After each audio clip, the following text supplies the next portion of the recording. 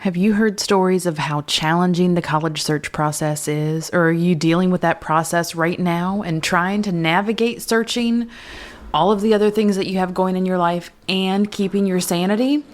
You can have positive conversations about colleges. This does not have to be an argument every single time that you talk as a family. Hear how one of the families that I work with had a positive college application season and were able to maintain those relationships. Stay tuned. Hey there, I'm Courtney and I'm the founder of Confused to College Ready. With over 15 years experience as a mental health therapist turned school counselor, I am bringing my experience and expertise to help you navigate the college search experience. My goal is to serve students and their families and unlock the secrets to college searching. Stay tuned.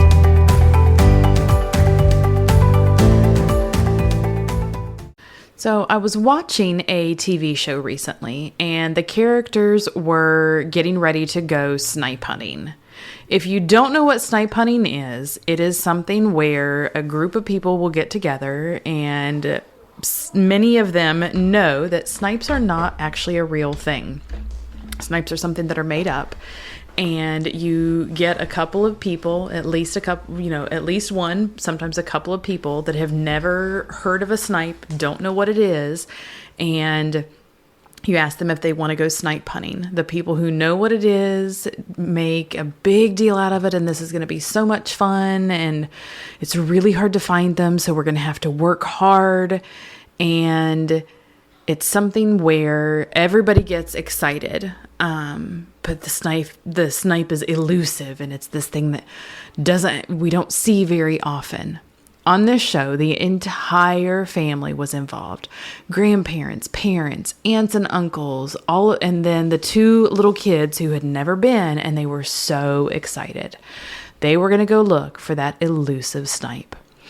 Little did the kids know that those snipes weren't real, but they had so much fun as they went out, and they laughed afterwards about everything.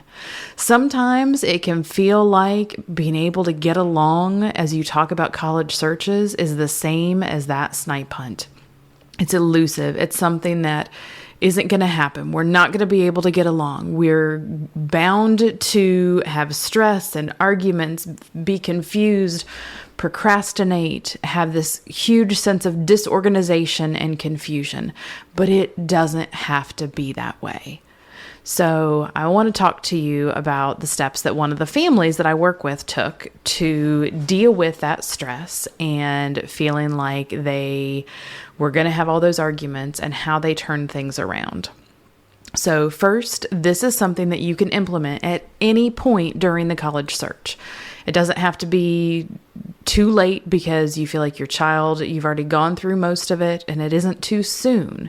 When you implement this process, it's really going to help you navigate and be able to get along and feel like you have confidence and you are ready for that college search. Depending on what grade your student is in is going to make a difference in how often you're going to want to meet.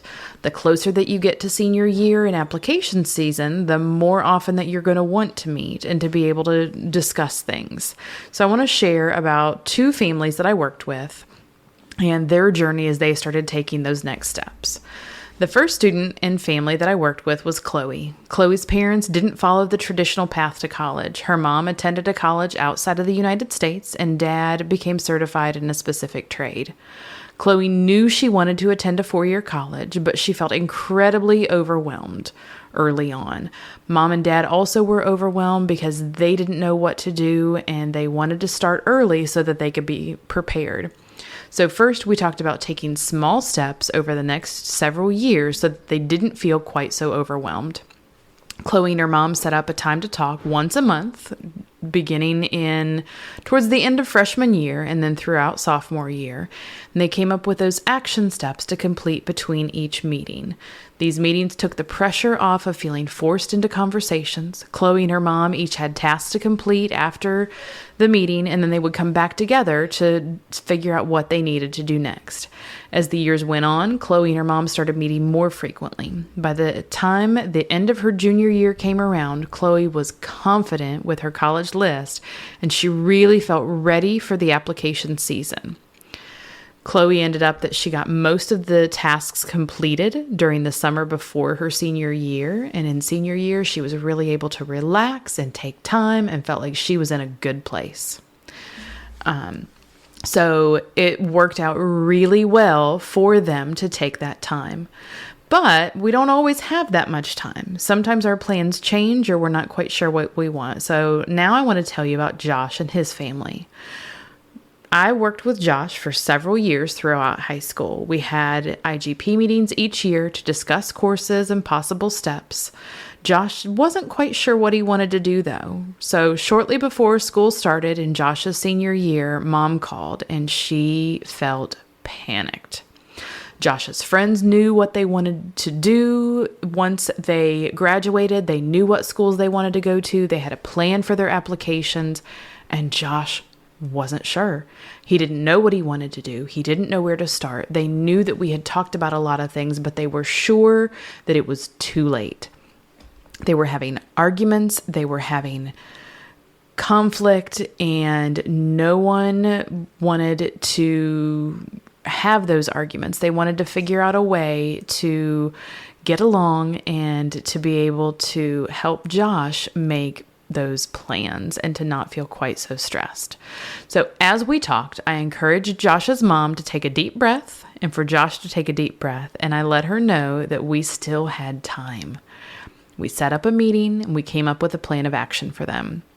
Josh and his mom had their list of steps that they were going to follow and a schedule of how often they were going to meet. This was much more frequently than when Chloe and her mom started out because we were on a bit of a time crunch and Josh and his mom needed to, and Dad was involved too, but Josh and his mom were the ones that came to the meeting. But Josh and his mom ended up that we talked about here is what you need to get accomplished at your first meeting. And then we had those detailed deadlines of what they needed to get done. And by the time we wrapped up that first meeting with me being present, Josh and his mom already seemed like they had this huge weight lifted off of their shoulders and that it was going to be okay.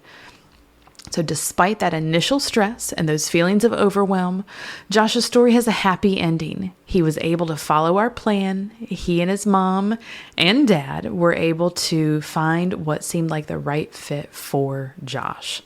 So you don't have to feel like you are pressured or to have a conversation, or if you are the student that, the parent that you're pressuring your student into having those forced conversations. When you have those set times to talk and plan, you can better manage your time and you can get along while you're making those plans for college.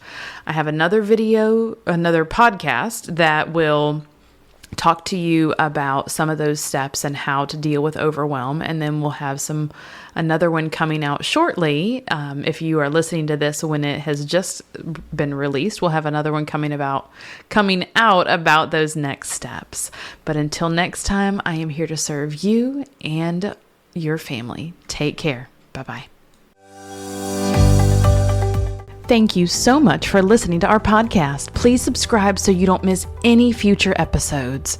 You can find us on Instagram and Facebook at Confused to Ready and download our free guide on how to start or expand your college search at confusedtoready.com/how to start.